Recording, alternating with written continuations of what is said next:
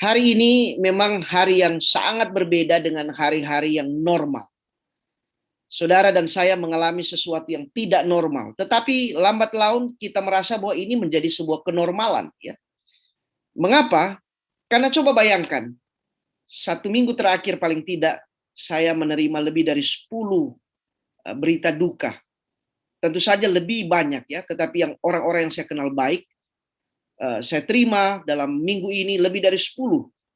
Jadi hari ini adalah ucapan duka cita lebih banyak daripada ucapan selamat ulang tahun. Benar saudara perhatikan seperti itu? Jualan kapling kubur jauh lebih laku daripada jualan properti. Benar seperti itu? Lalu kemudian jualan peti mati lebih laris daripada jualan tempat tidur. Hari ini masker lebih penting dari lipstik. Ya, foto-foto suasana duka jauh lebih banyak dan lebih sering muncul di media sosial daripada foto-foto restoran mewah atau di hotel-hotel berbintang atau bahkan di tempat-tempat wisata. Hari ini, hari di mana saudara dan saya hidup. Kemudian, jualan tabung-tabung yang berisi oksigen jauh lebih laris dan dicari orang daripada jualan HP mahal ataupun laptop yang canggih. Benar begitu? Ya, orang lebih cari di Surabaya ini, dalam 1 minggu terakhir kami mendengar kabar, bahkan ada seorang bersaksi bahwa ada orang yang datang ke satu rumah sakit, dia mohon dengan sangat, tolong hanya berikan saya oksigen. Saya sudah keliling 5 rumah sakit, tidak ada yang memberikan saya. Tapi rumah sakit katakan, kami tidak punya Pak. Dan kemudian ketika dia meminta untuk tinggal di rumah sakit itu, mereka tolak karena memang sudah tidak ada tempat. Dan pada waktu dia keluar, baru sebentar, orang itu meninggal di parkiran. Hanya beberapa menit setelah dia berbicara dengan petugas rumah sakit. Luar biasa hari ini ya. Dulu profesi dokter dan perawat adalah merupakan kebanggaan keluarga. Kita selalu bangga, wah anak saya dokter, anak saya perawat. Tapi sekarang siapapun yang bertugas sebagai dokter atau perawat itu akan selalu menimbulkan kerisauan bagi keluarga. Benar? Ketika mereka bertugas di rumah sakit, orang tua akan pikir, aduh jangan-jangan anak saya kena, aduh kasihan nanti dia jadi apa-apa. Hari ini rumah sakit lebih penuh dengan orang dibandingkan gereja-gereja. Ya ini fakta saudara-saudara. Dan inilah yang terjadi dunia di mana saya dan saudara hidup.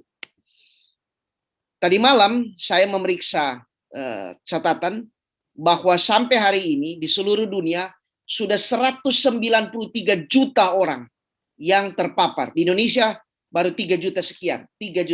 Yang mati di seluruh dunia sudah 4 juta sekian. Di Indonesia 80.000 sekian. Dan kalau saudara lihat peta di sebelah kanan, ini adalah peta daerah kami. Saya berada di Jawa Timur. Semuanya merah. Saudara bisa bayangkan. Semua yang ada di Jawa Timur ini dinyatakan daerah merah, zona merah. Beberapa hari yang lalu di Detikom tanggal 21 Juli disebutkan daerah Jawa Timur dari 33 daerah di Jawa Timur ini semua merah. 33 daerah. Lalu kemudian di Surabaya dinyatakan salah satu daerah yang paling tinggi ya. Karena di Surabaya ada 10.472. Ini terjadi beberapa hari yang lalu tanggal 21. Dilaporkan tanggal 21. Dan saudara-saudara, ini real. Saya tidak membuat-buat. Persis di rumah kami, di depan rumah. Saya ini gangster, saudara-saudara. Maksudnya tinggal di gang. Bukan, kami tinggal di gang, di perumahan. Dan di gang kami ada ada pemandangan seperti ini. Jadi yang sebelah kanan ini terjadi di malam hari. Petugas mondar-mandir karena memang di depan kami ada yang kena. Lalu kemudian beberapa hari setelah itu ternyata satu orang dari antara anggota yang ada di rumah ini meninggal. Lalu besoknya satu lagi menyusul meninggal. Bahkan yang menarik adalah satu orang yang meninggal yang kedua itu, dia meninggal malam karena tidak ada petugas. Dia tunggu sampai besoknya, kira-kira jam 3 sore baru petugas datang untuk mengambil jenazahnya dan dimakamkan. Oleh karena tidak ada mobil ambulans, tidak ada petugas. Dan ini terjadi beberapa hari yang lalu di kota Surabaya, persis di depan kami. Kemarin kami di Jawa Timur ada anggota yang meninggal. Baru saja anggota satu kakaknya dimakamkan di pemakaman. Sementara dimakamkan, kemudian tiba-tiba datang berita, adik atau kakak baru saja meninggal. Jadi hari itu 2 orang satu kali dimakamkan. Anggota gereja di Lawang. Betapa mengerikan hari ini ya. Sangat mengerikan. Dan saya ingin berkata bahwa jika hari ini saudara dan saya masih hidup, bahkan bisa bergembira ya, dan menikmati kehidupan ini, saya harus katakan, ini bukan hanya karena saudara dan saya pintar menjaga kesehatan. Juga bukan karena kita bisa menjaga jarak ya, lalu kemudian mengikuti protokoler kesehatan dengan baik. Tetapi saya harus mengatakan bahwa karena Tuhan masih memberikan kesempatan bagi saya dan saudara. Amin. Jadi ini semata-mata karena kasih karunia Tuhan. Hari ini tidak mesti tua orang mati. Kadang tidak perlu sakit yang berat orang mati. Tidak perlu waktu yang lama orang mati. Siapapun kita bisa mati. Sehingga kalaupun kita masih hidup, kita harus menyadari dan mengamini bahwa itu adalah kesempatan yang Tuhan berikan. Nah, berbicara tentang kematian ya, dan hidup. Kalau sudah seperti ini pemandangannya, apa artinya kita punya segala-galanya, tapi akhir hidup kita seperti ini? Bulan yang lalu saya berada di Bali. Saya tinggal di sebuah hotel yang cukup bagus.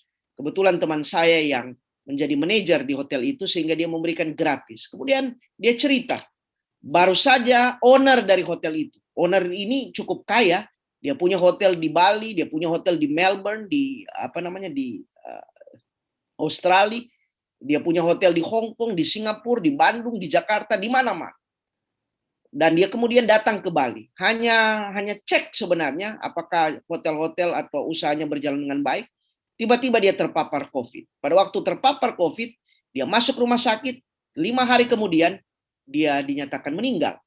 Keluarganya sama sekali tidak bisa melihat, semuanya tidak bisa melihat, dan hanya petugas yang memakamkan seorang yang punya banyak uang. Apa artinya kita punya segala-galanya kalau seperti ini keadaan?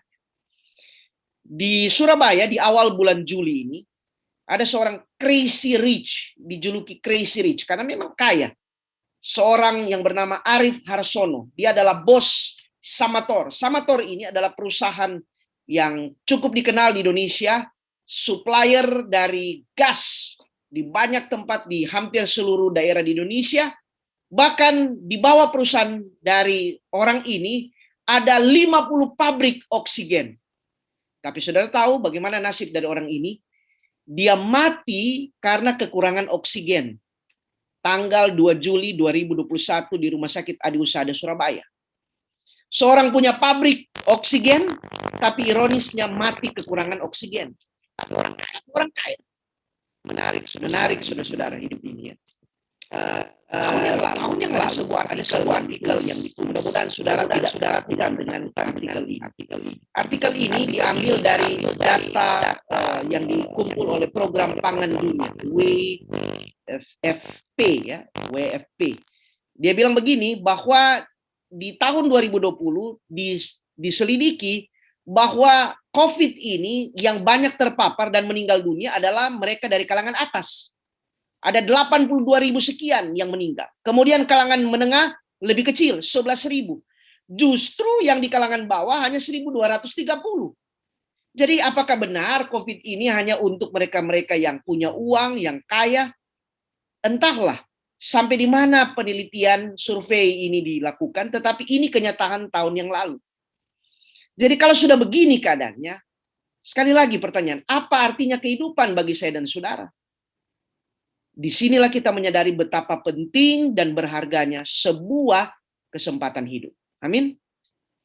Nah, saya sahabat ini akan membicarakan seorang bernama Hizkia. Berapa di antara saudara-saudara yang pernah mendengar ini? Nama ini. Saya yakin semua pembaca Alkitab tahu persis siapa orang ini. Hizkia berarti Jehovah is my strength, atau Allah adalah kekuatanku. Nah, catatan Alkitab menyebutkan tentang latar belakang Hizkia dan keluarganya adalah dia anak dari seorang raja yang tidak takut akan Tuhan, yang tidak benar. Ahaz ayahnya Alkitab sebutkan adalah orang yang tidak melakukan apa yang benar di mata Tuhan. Sementara Yotam, ayah dari Ahaz, adalah orang yang melakukan apa yang benar. Jadi Ahaz adalah raja yang tidak baik, tapi Hizkia anaknya adalah raja yang baik. Bagaimana dengan anak Hizkia? Anak Hizkia adalah Manasye. Dan Alkitab menyebutkan Manasye adalah orang yang melakukan apa yang jahat di mata Tuhan. Bahkan ada catatan banyak yang jahat di mata Tuhan sehingga menimbulkan sakit hati Tuhan. Jadi Hizkia ayah dari Manasye baik, tapi Manasye adalah raja yang tidak baik atau tidak benar. Jadi perhatikan di sini. Yotam, raja yang benar, memiliki anak Ahaz, raja yang tidak benar. Kemudian Ahaz memiliki anak Hizkia yang menjadi raja, dia adalah raja yang benar. Dan Hizkia memiliki anak Manasye, raja yang tidak benar.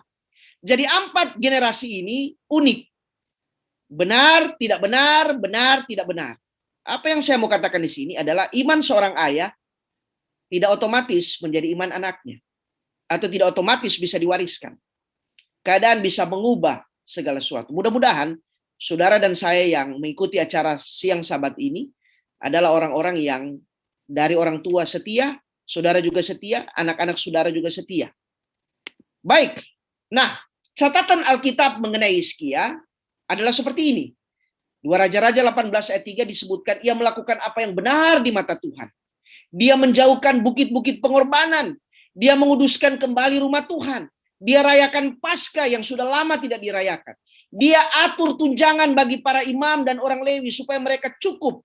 Kemudian catatan di dalam 2 Raja-Raja 18 ayat 5 katakan, ia percaya kepada Tuhan Allah Israel dan di antara semua raja-raja Yehuda, baik yang sesudah dia maupun sebelumnya, tidak ada yang sama seperti dia. Oh, luar biasa rekomendasi Alkitab tentang orang ini. Dan Alkitab tidak pernah melebih-lebihkan kalau menuliskan catatan baik tentang seseorang. Tidak ada hiperbola di sana. Tidak ada sesuatu yang hanya sekedar untuk pamer. Tidak ada. Alkitab selalu jujur menceritakan tentang seseorang. Catatan yang lain lagi. Dia adalah orang yang berpaut kepada Tuhan. Tentang Hizkia ya. Yang tidak menyimpang daripada mengikuti dia. Ia berpegang pada perintah Tuhan seperti yang diperintahkan Musa. Dan kemudian Alkitab katakan Tuhan menyertai dia kemanapun dia berperang, ia beruntung. Ada catatan lagi yang menarik. Di dalam 2 Tawarik 31 ayat 20-21 disebutkan ia melakukan apa yang baik, apa yang jujur, apa yang benar di hadapan Tuhan.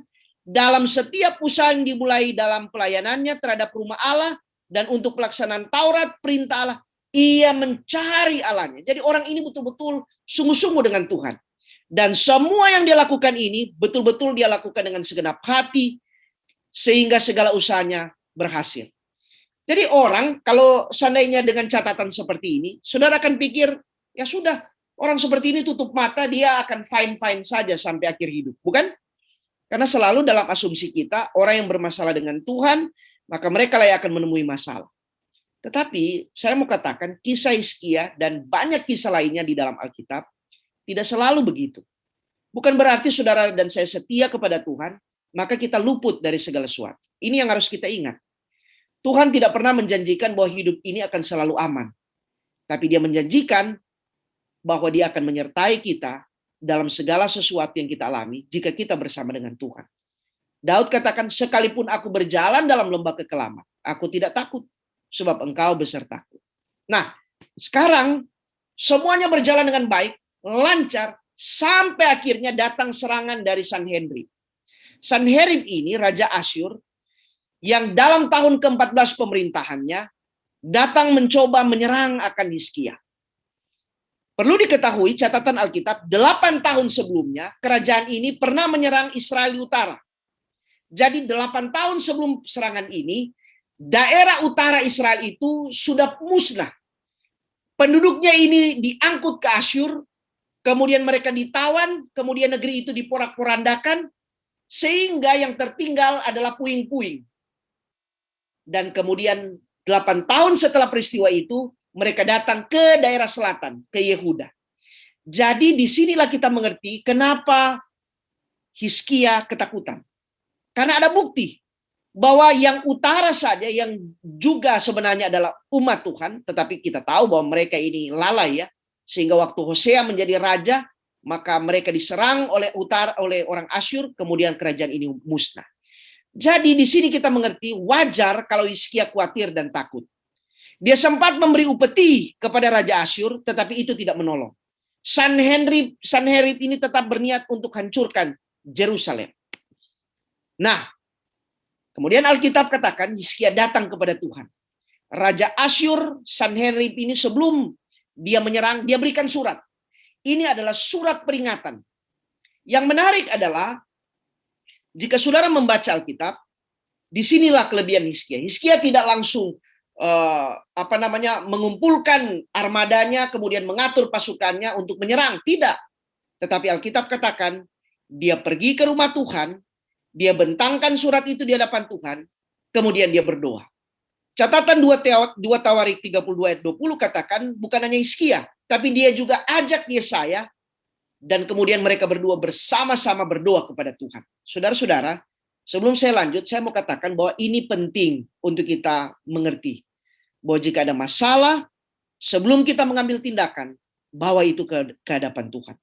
Dan jika itu dibawa ke hadapan Tuhan, selalu ada solusi.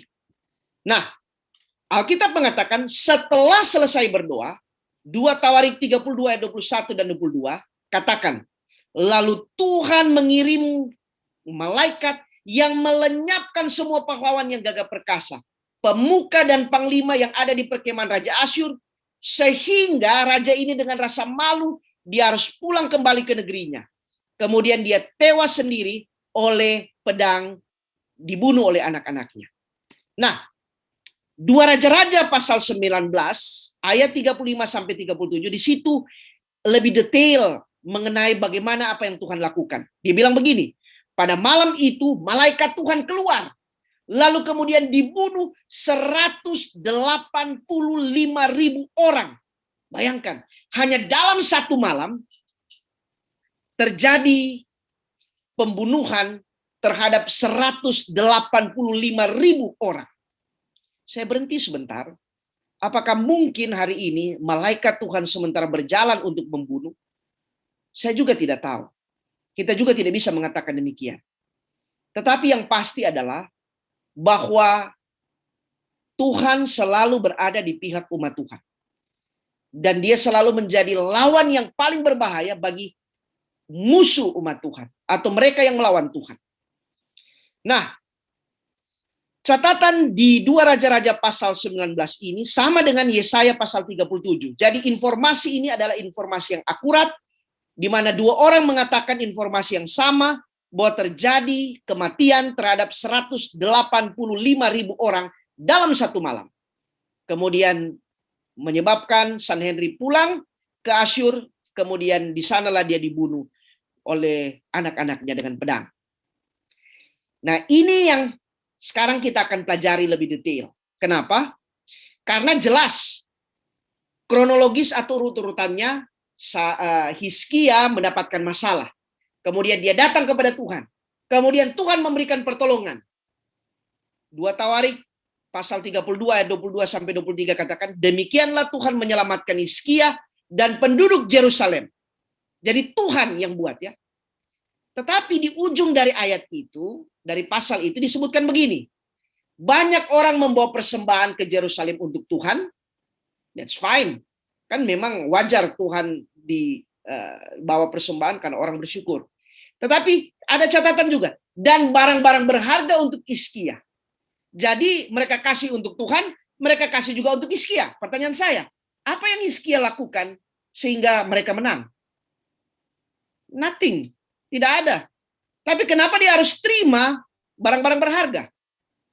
Entahlah, tanyalah Hizkia, tanyalah orang Israel. Tetapi yang jadi persoalan di sini adalah catatan selanjutnya dari Alkitab yang katakan begini. Sejak itu ia diagungkan oleh semua bangsa. Pertanyaan saya, patutkah seorang Hizkia yang tidak melakukan apa-apa untuk kemenangan bangsanya, kemudian dia diagungkan? Patutkah seseorang yang tidak berperan, tidak berjasa apa-apa, kemudian menerima pujian?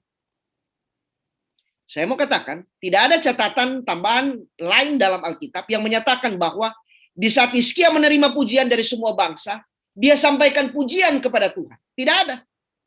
Tidak ada juga catatan bahwa waktu dia terima barang-barang itu, kemudian Hizkia kumpul, kemudian dia katakan, mari semua kumpul, saya mau bagi-bagi harta. Besar kemungkinan semua yang diberikan itu dia kumpul dan dia taruh di istananya, dan itu hanya untuk dia. Nah, disinilah seseorang tidak selamanya terlihat sempurna. Saya harus katakan begitu. Tidak semua orang di dunia ini yang mungkin kita lihat, oh dia baik, bagus. Dan semua yang di dalam hidupnya itu sempurna. Hizkia contohnya. Tadi kita sudah melihat catatan yang bagus sekali tentang orang ini. Semua bagus. Hubungan dia dengan Tuhan bagus. Tapi tetap ada satu waktu di mana dia lalai. Dan inilah perlu kita berhati-hati. Bahwa kita baik hari ini, belum tentu besok kita baik. Kita benar hari ini belum tentu besok benar. Terkadang Tuhan harus mengizinkan sesuatu terjadi untuk menguji kita. Apakah kita benar-benar benar atau kita hanya karena ada sesuatu sehingga kita aman atau tidak ada masalah. Jadi, apa yang saya mau katakan, pada momen ketika Tuhan memberikan kemenangan kepada Hizkia dan kemudian seharusnya Tuhan diangkat oleh Hizkia. Pada momen itu. Kemudian ketika dia menerima sesuatu, dia berikan kepada Tuhan, dia berikan juga kepada orang lain. Itu sebenarnya adalah kesempatan yang terbaik bagi Hizkia untuk menunjukkan bahwa dia adalah umat yang baik dan benar. Tapi Hizkia membuang kesempatan ini. Satu kesempatan dalam hidup Hizkia, dia buang. Nah sekarang, sebelum saya lanjut, saya ingin mengatakan sesuatu. Jangan lupa ini.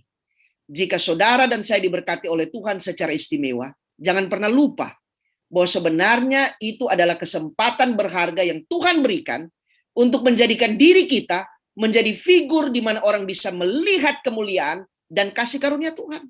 Sehingga mereka boleh memuji Allah, gantinya memuji diri kita. Kita jadi kaya. Itu bukan supaya orang bilang, wah hebat kamu ya, pengusaha sukses. Kita jadi punya posisi yang bagus. Oh hebat kamu jadi orang terpandang. Tidak, tidak. Semua itu Tuhan berikan supaya kita diberikan kesempatan untuk menunjukkan kemuliaan Tuhan. Jangan lupa ini, saudara. Saya mau cerita sebelum kita lanjut kisah tentang John Davis dari Kansas. Di penghujung tahun 1800-an, memasuki tahun 1900-an, ada seorang petani miskin di Kansas. Namanya John Davis. Dia miskin, tidak punya apa-apa, tapi seorang yang pekerja keras. Kemudian, di masa mudanya itu, dia tertarik dengan seorang gadis. Tapi keluarga dari gadis ini tolak, tidak setuju. Kenapa? Karena jomplang. John Davis ini miskin, keluarga gadis yang dia incar ini kaya. Tapi Davis ini nekat. Dia kawin akhirnya. Dan mereka akhirnya menikah, tapi tidak punya anak.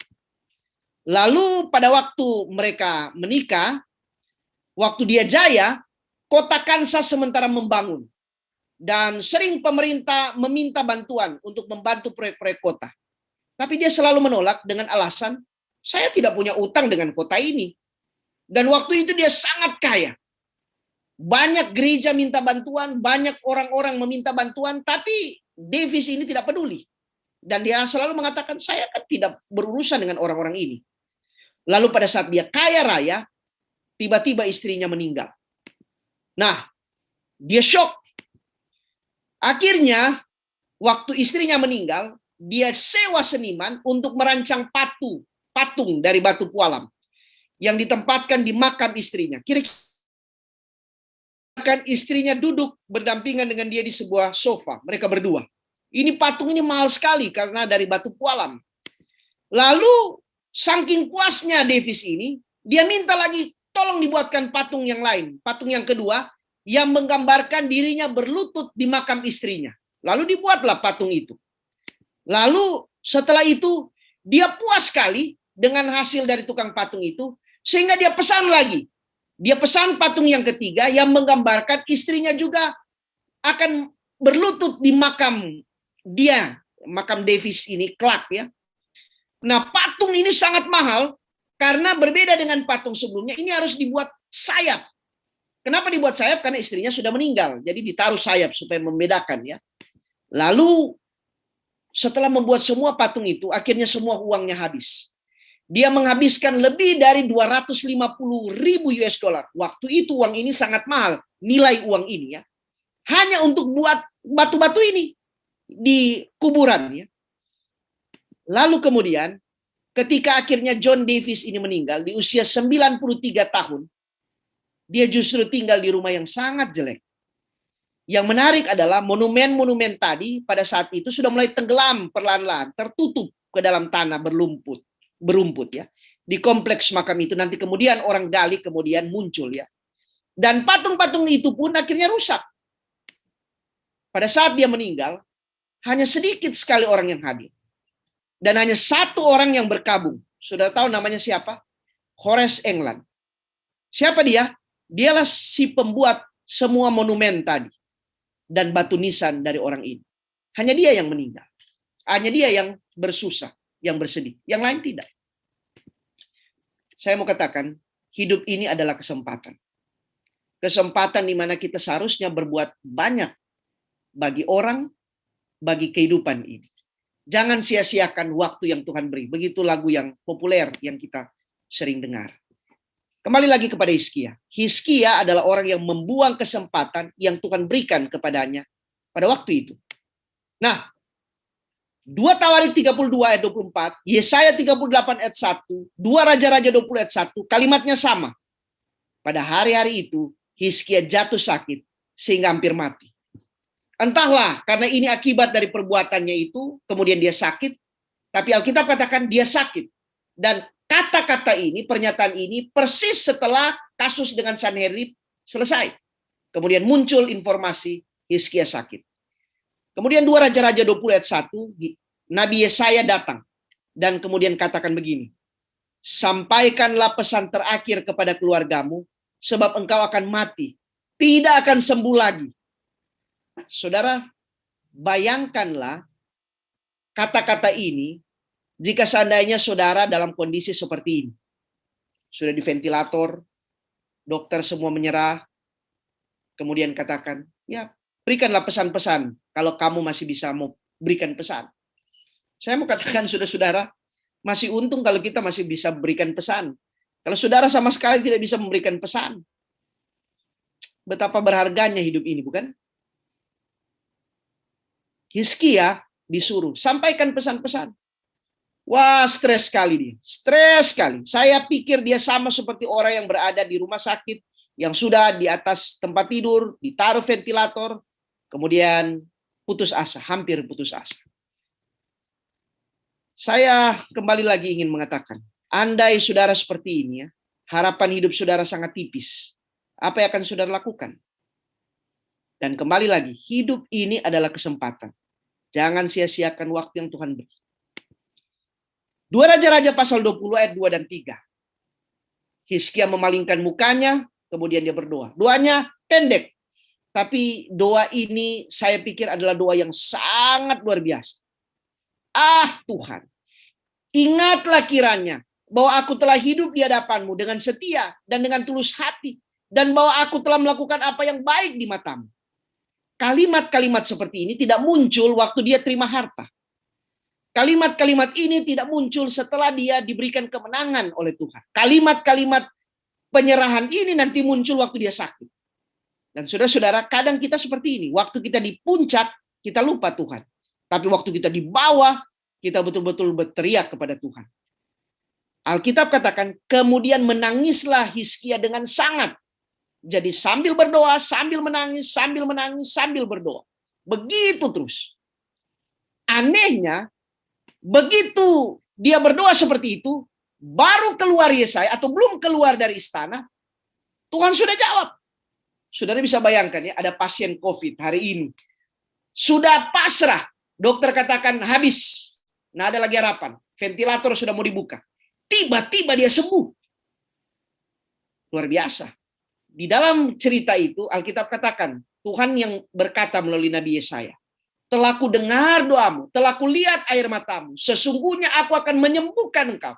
Aku akan memperpanjang hidupmu 15 tahun lagi. Nah, 15 tahun itu bukan pendek. Kalau seandainya kita sudah sekarat, bukan? Sedangkan hanya 1 menit saja atau 1 jam saja kita diberikan kesempatan, itu sangat berharga. Apalagi 15 tahun. Tapi apa yang dilakukan untuk 15 tahun itu? Itu yang jadi pertanyaan. Yang menarik adalah tidak main-main Tuhan berikan tanda. Matahari itu akan mundur 10 tapak. Saudara, matahari maju itu biasa. Saudara lihat ya. Tapi coba saudara berdiri pada waktu matahari di tengah, kemudian tiba-tiba yang seharusnya dia maju, tiba-tiba dia mundur. Apakah itu bukan satu keanehan? Dan matahari bukan hanya milik per orang, bukan? Matahari itu adalah milik dunia, milik banyak orang. Dan saudara bisa bayangkan ketika fenomena alam terjadi di mana sesuatu yang normal maju, akhirnya menjadi tidak normal ke belakang. Betapa di sini Tuhan ingin menunjukkan bahwa seseorang itu berharga. Dan dari fenomena ini, orang ini seharusnya menunjukkan betapa berkuasanya Tuhan itu. Tapi Hizkia yang diberikan kesempatan kedua ini justru berbeda. Saya tidak tahu kepada saudara-saudara bahwa apakah pernah saudara diberikan kesempatan kedua. Bagi saya pribadi, saya sebenarnya waktu saya umur kira-kira 6 tahun, saya dinyatakan meninggal. Tapi ayah saya bermohon, Tuhan kalau boleh anak saya ini boleh hidup. Dan akhirnya saya boleh hidup sampai hari ini. Saya anggap bahwa hidup ini adalah kesempatan yang kedua. Pada waktu saya SMA, tahun 93, mata saya dinyatakan buta. Tapi akhirnya saya bisa kembali melihat. Lalu tahun yang lalu, bulan November, Oktober-November, mata saya hampir buta. Tapi akhirnya hari ini bisa melihat walaupun masih ada masalah di sebelah kanan. Jadi saya tidak tahu dengan saudara, tapi dalam hidup ini kadang-kadang Tuhan memberikan banyak kesempatan. Entah kesempatan kedua, ketiga, keempat. Tapi yang saya ingin ulangi, jika ada kesempatan, jangan sia-siakan kesempatan itu. Nah sekarang, Hizkia untuk kedua kalinya diberikan kesempatan untuk menunjukkan siapa Tuhan. Pada kesempatan yang pertama, dia diberikan kesempatan untuk tunjukkan melalui kemenangan yang diperoleh bahwa Tuhan yang buat ini. Sekarang waktu dia sakit, dia sembuh, dia diberikan lagi kesempatan. Tunjukkanlah kepada orang bahwa Tuhan yang membuat engkau sembuh. Tapi apa yang terjadi? Hizkia berbeda. Tahukah saudara, semua kita bahwa hanya ada 2 alasan mengapa saudara dan saya masih diberikan kesempatan untuk hidup. Tidak ada alasan yang lain. Alasan yang pertama, supaya kita memperbaiki hubungan kita dengan Tuhan. Barangkali di masa lalu masih ada kita yang cacat, masih ada yang kurang, masih ada yang tidak baik yang sudah kita lakukan. Tuhan berikan kesempatan supaya kita bisa memperbaikinya, sehingga hidup kita boleh menjadi kemuliaan bagi nama Tuhan. Alasan yang kedua, supaya kita boleh menjadi saluran berkat bagi orang lain. Sehingga dengan berkat yang kita peroleh, kita boleh jadi saluran berkat juga kepada orang lain. Dengan demikian, hidup kita boleh menjadi kemuliaan bagi nama Tuhan. Tidak ada alasan yang lain saudara dan saya hidup. Saudara dan saya hidup bukan supaya dapat jabatan. Saudara dan saya hidup bukan supaya lebih kaya, lebih banyak aset, lebih banyak di deposito kita. Tidak, sama sekali bukan itu. Hanya 2 alasan inilah mengapa saudara dan saya masih hidup sampai hari ini. Nah, respon Hizkia waktu diberikan kesempatan yang kedua. Baca baik-baik Alkitab. Pada waktu Raja Babel, ya, Merodak Baladan bin Baladan, dia suruh orang bawa surat untuk memberikan ucapan selamat. Hizkia menerima dengan sukacita. Tapi Alkitab catat dengan jelas. Diperlihatkannya lah kepada mereka segenap gedung harta bendanya. Emas, perak, rempah-rempah, minyak yang berharga, gedung persenjataannya, dan segala yang terdapat dalam perbendaharanya. Dan Alkitab catat dengan sangat-sangat menarik. Tidak ada barang yang tidak diperlihatkan Hizkia kepada mereka. Semuanya ditunjukkan. Lalu mana Tuhan di sini? Nggak ada. Nggak ada sama sekali. Untuk kedua kalinya, Tuhan tidak muncul di balik keberhasilan, kesuksesan yang diberikan Tuhan kepada seorang Hizkia. Padahal Alkitab memuji ini orang ini luar biasa, bukan? Tapi 2 kali kesempatan diberikan, tidak digunakan dengan baik. Jack Blanco dalam Clear World Bible, paraphrase ya, dia bilang begini, the Lord had brought the Babylonians to Hezekiah to test him. Jadi untuk menguji dia. But his heart was full of pride. Jadi hatinya penuh dengan rasa bangga, sombong. Siapa saya? Hizkia tidak mengatakan kepada mereka what great things the Lord had done. Dia tidak katakan, oh hebat sekali Tuhan. Tapi yang dia tunjukkan adalah kekayaan. Sekali lagi, hari ini ketika orang datang di rumah saudara, ketika saudara boleh berbincang dengan orang, dan mereka menanyakan rahasia kesuksesan saudara, siapa yang akan saudara tunjukkan? Diri saudara atau Tuhan? Kesempatan yang diberikan Tuhan kepada Hizkia, sayangnya hanya digunakannya untuk pamer kekayaan. Kalau sekarang saudara dan saya hidup, apa yang kita tunjukkan kepada orang? 2 Tawarik 32 ayat 25. Tetapi Hizkia tidak berterima kasih atas kebaikan yang ditunjukkan kepadanya. Ia menjadi angkuh. Luar biasa catatan Alkitab. Tidak berterima kasih.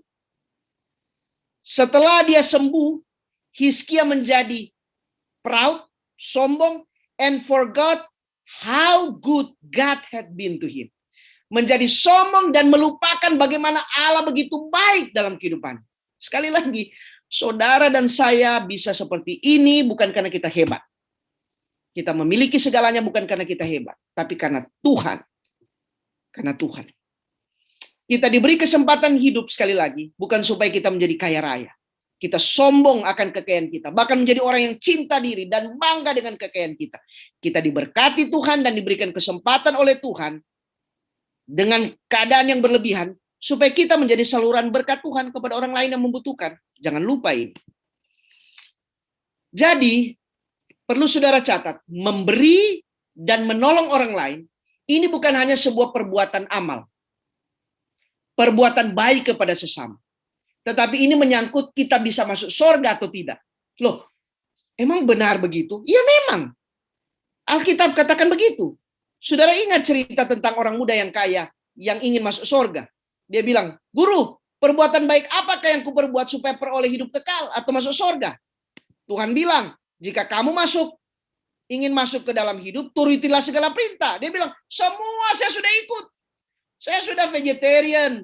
Saya sudah bayar perpuluhan. Saya sudah aktif. Saya tidak pernah berzina. Saya tidak mencuri. Saya ini ketua jemaat. Oh, pokoknya ditambah daftar. Semua yang baik-baik. Bagus sekali. Hizkia sama seperti daftar tadi. Daftarnya yang baik-baik panjang. Tapi dia tambah lagi. Semuanya itu kuturuti. Apalagi yang masih kurang? Oh, dia nantang lagi. Seakan-akan dia ini sudah layak sekali untuk masuk surga. Tapi Yesus katakan begini. Jualah segala hartamu, kemudian berikanlah kepada orang miskin. Maka engkau akan masuk surga. Ikut aku. Alkitab katakan waktu dengar perkataan ini, orang ini pergi dengan sedih. Alkitab berkata, di mana hartamu berada, di situ juga hatimu berada. Yesus berkata di dalam kesempatan yang lain, di Matius 19 ayat 23-24. Aku berkata kepadamu, sesungguhnya sukar sekali bagi seorang kaya untuk masuk surga, masuk dalam kerajaan surga. Sekali aku berkata kepadamu, lebih mudah seekor unta masuk melalui lubang jarum daripada seorang kaya masuk ke dalam kerajaan Allah. Pertanyaannya, mengapa sukar bagi orang kaya masuk surga? Sebelum saya menjawab ini, sekali lagi saya selalu ingatkan kepada kita semua. Hidup ini adalah kesempatan. Jangan sia-siakan waktu yang Tuhan beri. Ketika Tuhan memberikan kesempatan kita kaya, jangan sia-siakan itu. Tuhan tidak, itu bukan dosa saudara dan saya punya uang.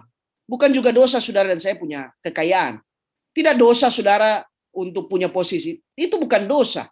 Yang dosa adalah ketika kita tidak melakukan seperti yang Tuhan harapkan. Kita hidup sekali lagi dan diberkati bahkan menjadi kaya raya bukan supaya menjadi menara tinggi. Supaya bisa dilihat orang. Tetapi supaya dari ketinggian posisi kita, dari kelebihan harta kita, dari kemapanan kita, kita bisa menjadi saluran berkat Tuhan kepada orang lain. Jadi di sini saya mau katakan, jangan menjadi kikir, jangan menjadi orang yang tamak, jadi serakah. Jadi di satu sisi mungkin kita baik dengan Tuhan, tapi di sisi yang lain kita tidak bisa berbagi dengan orang lain. Hukum ini kata Tuhan punya dua sisi. Kasihlah Allah dengan segenap hatimu, dengan segenap akal budimu, dan kasihlah sesamamu manusia seperti dirimu sendiri. Pada kedua hukum inilah Tuhan meletakkan hukumnya ini. Jadi ini harus seimbang. Ini yang harus kita mengerti, saudara-saudara. Saya mau cerita lagi. Minta maaf kalau saya banyak bercerita ya. Saya tidak tahu kalau saudara pernah mendengar nama ini. Hetty Robinson. Saya rasa saudara tidak kenal. Sampai saya ceritain. Hetty Robinson ini dijuluki sebagai seorang wanita the greatest miser, atau orang yang paling pelit di Amerika. Loh, kenapa seperti ini? Perhatikan ceritanya.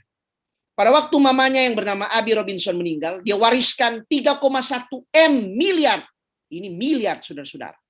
Ini bukan jumlah yang kecil, miliar diberikan kepadanya. Kemudian waktu tantenya lagi meninggal, mereka wariskan lagi kurang lebih 7,9 miliar. Waktu papanya lagi meninggal, dia wariskan 1,1 triliun dolar. Nah, ini semua miliar dalam bentuk dolar ya, jumlah dalam bentuk dolar.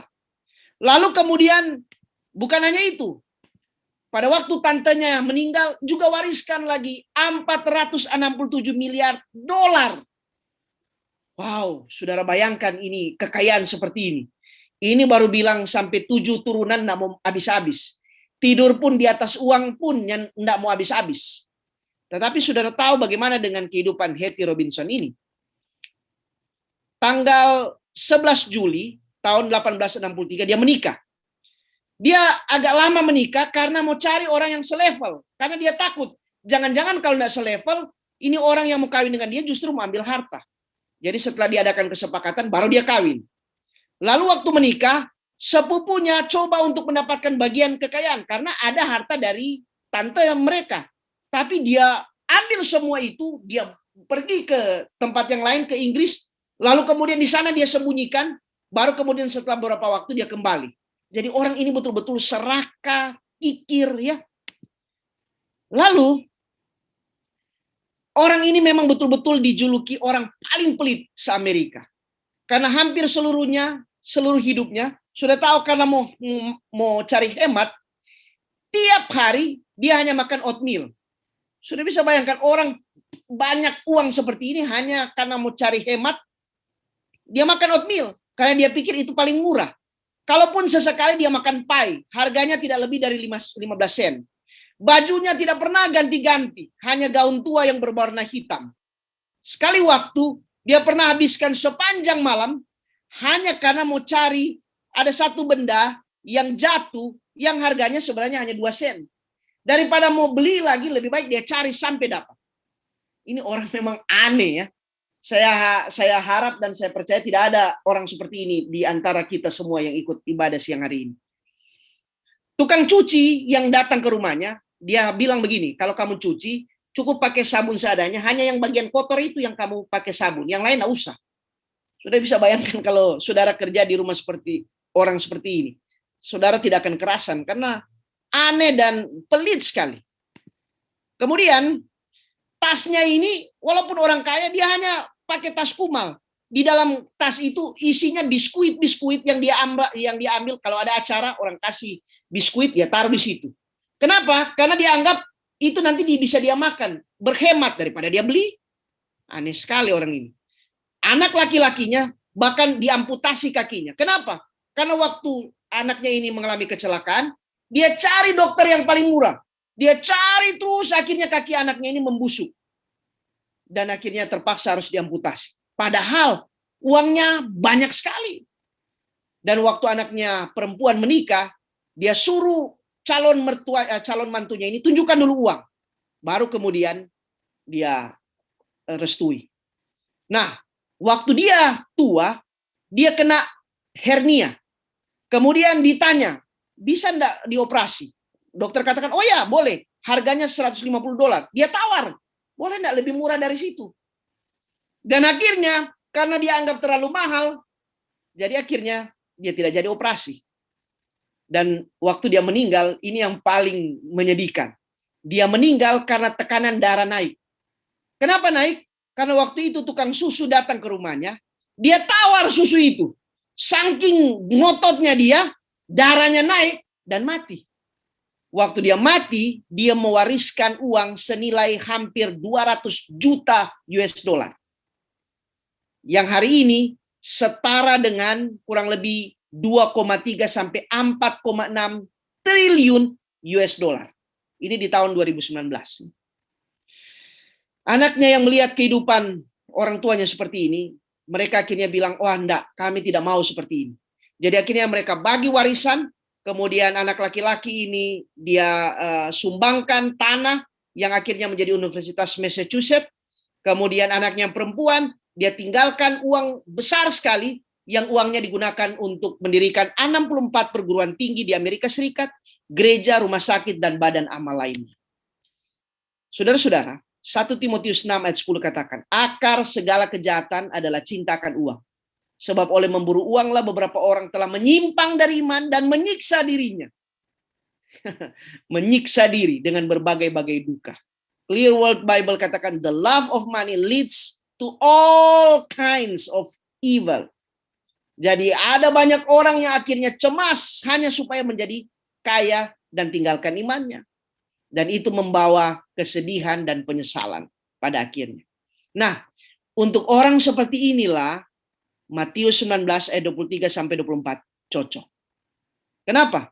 Ketika Alkitab katakan sungguh sukar bagi orang kaya yang masuk surga, adalah orang kaya yang tipikal seperti ini. Karena tidak semua orang kaya yang sukar untuk memberikan kepada orang lain, bukan? Saya rasa saudara-saudara di sini adalah orang yang senang memberi, senang menolong. Dan ayat ini tidak pas, ya. Karena saudara kebalikan dari sini. Saudara suka menolong, ya. Sehingga kemungkinan saudara untuk menjadi orang yang setia bahkan masuk surga sangat besar. Boleh saya katakan, ya, asal kita sungguh-sungguh dengan Tuhan dan mengikuti apa yang Tuhan inginkan. Ketika orang muda ini Tuhan katakan, jualah hartamu, berikan kepada orang miskin, dia tidak mau. Dia tidak mau. Saya mau katakan bahwa orang yang serakah, orang yang kikir, Alkitab katakan jangan harap dia ada di sorga. Dia tidak akan ada di sorga. Bukan saya yang katakan. Alkitab katakan. Efesus 5 ayat 5, 1 Korintus 6 ayat 10. Nah, kembali lagi kepada Hizkia. Jadi dalam hal ini, dia tidak berterima kasih atas kebaikan Tuhan kepadanya. Dia juga menjadi angku, menjadi serakah, di mana harta itu dia kumpulkan. Tapi akhirnya Alkitab katakan, dia sadar akan keangkuhannya. Dan merendahkan diri bersama-sama. Saya mau katakan, masih untung ada kesempatan untuk sadar. Tapi kalau kita tiba-tiba kena COVID, tiba-tiba kita kritis, dan kemudian kita tidak sadarkan diri, apakah masih ada kesempatan untuk kita sadar? Hari ini ketika saudara dan saya mendengar firman ini, semua kita sadar. Masih ada kesempatan untuk kita perbaiki.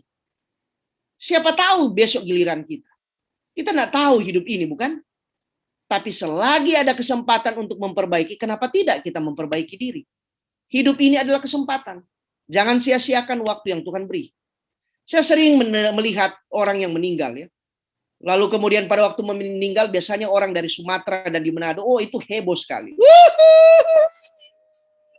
Saya perhatikan yang heboh adalah ketika seseorang yang meninggal itu adalah orang yang baik hati. Itu orang menangisinya banyak. Tapi coba orang yang biasa-biasa. Malah orang katakan, oh udah mati, oh syukurlah udah mati. Orang yang baik hati adalah orang-orang yang abadi, yang akan selalu dikenang dan selalu akan ada di hati banyak orang. Teristimewa orang-orang yang merasakan kebaikan hatinya. Jadi hari ini adalah kesempatan untuk saudara dan saya menjadi orang baik. Baik kepada Tuhan maupun baik kepada sesama. Hidup ini adalah kesempatan. Jangan sia-siakan waktu yang Tuhan beri. Saya tutup khotbah saya pada siang hari ini dengan sebuah kisah. Maafkan saya kalau banyak cerita, ya. Jangan kapok-kapok dan kemudian sudah katakan, aduh kapok undang Pendeta Raymond. Banyak cerita dia. Ya mudah-mudahan lah masih ada kesempatan saya bicara lagi dengan saudara. Nah, ada seorang yang bernama Leon Fleiser. Orang ini adalah seorang pianis klasik keturunan Yahudi yang lahir pada tanggal 23 Juli 1928. Orang itu masih hidup sampai saat ini. Pada satu waktu, orang ini yang begitu hebat ya, di usia 40 tahun, dia sudah menjadi pianis yang terkenal di seluruh dunia, kelas dunia. Selalu mengadakan konser untuk lagu-lagu klasik yang berat, sulit lagu-lagunya, tapi indah sekali kalau dia yang bermain.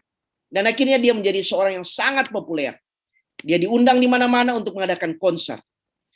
Nah, untuk tampil hebat, Leon ini harus latihan berjam-jam, bahkan berhari-hari supaya tampil sempurna.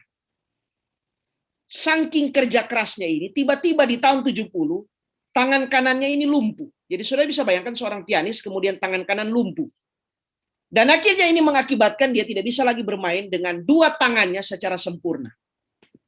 Lalu kemudian, keadaan ini membuat dia putus asa.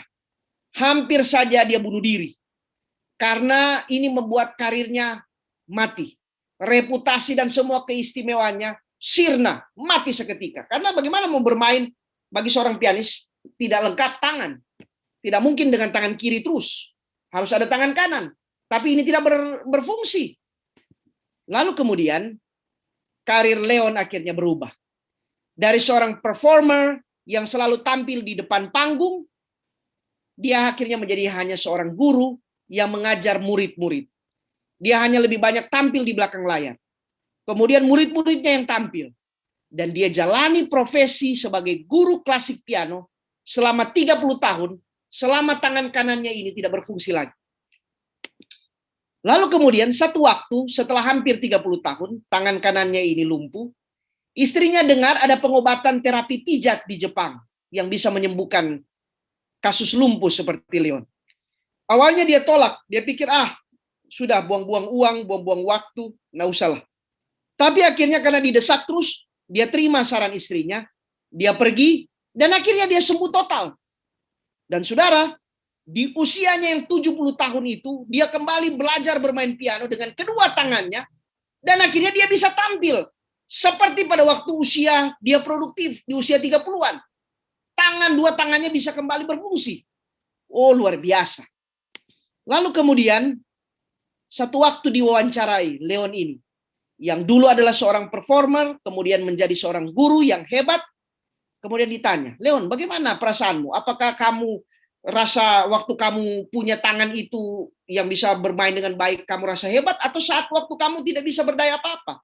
Dan ini jawabannya. Dan jawaban ini menarik untuk kita simak. Dia bilang begini, dulu saya selalu merasa bahwa saya lah yang paling hebat. Saya selalu berpikir tentang saya dan berharap segala pujian kepada saya. Sampai akhirnya Tuhan ambil semuanya dari saya. Dia menekan saya, dia pukul saya untuk mengajarkan saya dari semua pengalaman saya bahwa semuanya bukan lagi mengenai saya, tapi orang lain. Dan hari ini gantinya saya yang harus dipuji, saya lebih senang jika orang lain yang dipuji. Dan saya hanya di belakang. Kemudian Leon katakan begini, kehormatannya orang-orang yang dia ajar itu menjadi pujian untuk dia. Menjadi pujian untuknya, untuk Leon ini. Dan menjadi pujian untuk kehormatan dan pujian untuk dia, menjadi pujian untuk saya. Allah mengajarkan saya supaya tidak menerima kehormatan yang berlebihan untuk diri saya. Tapi bagikan itu untuk orang lain dan terutama untuk kemuliaan nama Tuhan. Hidup ini adalah kesempatan. Jangan sia-siakan waktu yang Tuhan beri. Saudara-saudara sekalian, pada waktu COVID atau sebelum COVID ini terjadi, manusia bangga dengan mungkin apa yang ada. Sering dipamerkan di media sosial bagaimana dia pergi ke satu daerah, foto, selfie, tampilkan yang bermerek-merek. Lalu kemudian hari ini ketika COVID terjadi, orang tidak berdaya apa-apa. Banyak yang katakan saya kehilangan pendapatan dalam jumlah besar. Saya mau katakan, mungkin ini adalah cara Tuhan untuk mendidik kita, untuk mengingatkan kita, jangan sombong. Kita perlu merendahkan diri. Dengan apa yang ada pada kita hari ini, kita akhirnya merasa bahwa, hidup ini sangat berharga. Ini adalah pemberian Tuhan yang istimewa. Dan kalaupun nanti, andaikan COVID ini berlalu, kemudian Tuhan pulihkan keadaan kita. Artinya kita diberikan kesempatan kedua. Apakah mungkin kita akan melakukan yang terbaik dan akhirnya kita membawa orang untuk memuji Tuhan? Saya mau katakan jangan ulangi kesalahan dari Hizkia. 2 kali dia diberikan kesempatan untuk memuji Tuhan dari fenomena hidup yang luar biasa. Tapi 2 kali dia gagal.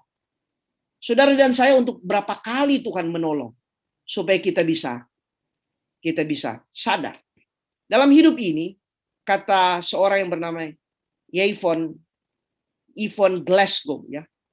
Yvonne Glasgow, dia bilang 3 main types of people you'll meet in life. Ada 3 tipe manusia yang kita temui dalam hidup. 1, haters and hurters. Si pembenci dan si pembuat sakit hati. Atau healers and helpers. Si penyembuh dan si penolong. Atau the in-betweeners. Di antara kelompok ini. Tidak menyakiti, tidak juga menolong. Tapi alangkah baiknya kita ini menjadi seorang healers and helpers. Yang selalu menolong dan mempedulikan orang. Dan untuk itulah alasan kenapa saudara dan saya Tuhan izinkan berada dan diberkati hari ini. Galatia 6 ayat 10, ayat tema kita. Karena itu, selama masih ada kesempatan bagi kita, marilah kita berbuat baik kepada semua orang. Tetapi terutama kepada kawan-kawan kita seiman. Tuhan kiranya memberkati kita semua. Tuhan kiranya menolong kita untuk selalu menjadi saluran berkat Tuhan kepada orang lain. Dan ketika kita diberikan kesempatan hidup oleh Tuhan, marilah kita menjadi kemuliaan bagi nama Tuhan melalui apa yang bisa kita lakukan bagi sesama. Tuhan kiranya memberkati kita semua. Saya bawa dalam nama Yesus. Amin.